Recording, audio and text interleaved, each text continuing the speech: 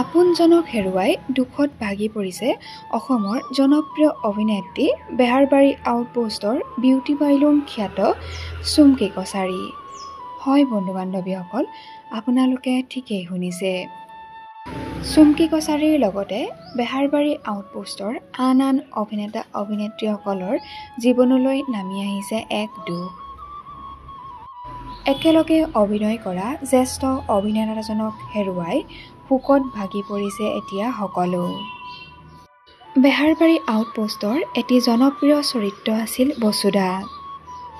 সকলোৱে আঁকোৱালি লৈছিল বসুধাক। কৰুণ মৃত্যুক সাৱটি ল'লে বসুধাই। লিভাৰজনিত ৰোগত আক্ৰান্ত হৈ মৃত্যু ঘটে জনপ্ৰিয় অভিনেতা ফাইলুৰ বসুমতাৰীৰ।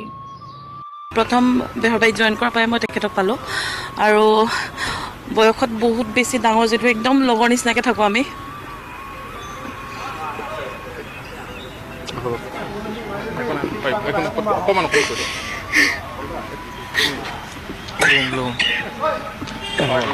আমি সদায় দেৰিকৈ পাওঁ, সদায় বস্তুদাই ফোন কৰে টাইমত আহ।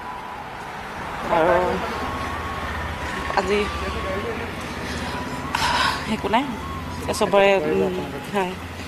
আৰু কি কৰিম এতিয়া, ভগৱানে পৰিয়ালটোক শক্তি দিয়ক, সেয়াই।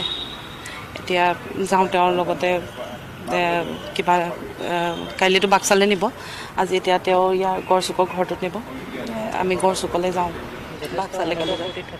একদম একদম মই কৈছোঁ নহয়, আমি মানে এনেকৈ ডাঙৰ মানে আমাতকৈ বয়সত ডাঙৰ বুলি আমি একো কিবা কথা মানে এইটো বস্তুদাৰ ওচৰত নকওঁ, এনেকৈ নাই। যি মন যায় আমি তাকে ক'ব পাৰোঁ আৰু তেওঁ যি মন যায় তেনেকৈ আমাৰ লগত কথা পাতে। মানে তেওঁৰ হাঁহি ধেমালিয়ে হওক বা পৰিয়ালৰ কিবা যদি প্ৰব্লেমো থাকে তেনেহ'লে আমাৰ লগত ধুনীয়াকৈ শ্বেয়াৰ কৰে। ধেমালিতে মানে তেওঁ লিভাৰ চিৰচিছ আগৰ পৰাই মানে হৈয়ে আছে, তেওঁ ট্ৰিটমেণ্টো কৰি আছিলে। মাজতে হায়দৰাবাদতো দেখালে আৰু মুম্বাইত গৈও তেওঁ গানৰ আজি 2 বছৰ 3 বছৰ আগলৈকে তেওঁ তেতিয়াও গান শিকিবলৈকে মুম্বাইত থাকি লৈছিলেগৈ। তেওঁ ভবা নাছিলে ইমান পটককৈ তেওঁ ইমান বেছি অসুস্থ হৈ মানে নিজৰ বাৰু মৃত্যুৰ কথা কোনেও গম নাপায়, তথাপিও ইমান বয়সলৈকে তেওঁ শিকিয়ে আছে। আৰু এইটো এটা মানে কি ক'ম, আমাৰ জগতখনৰ কাৰণে এটা অপূৰণীয় ক্ষতি।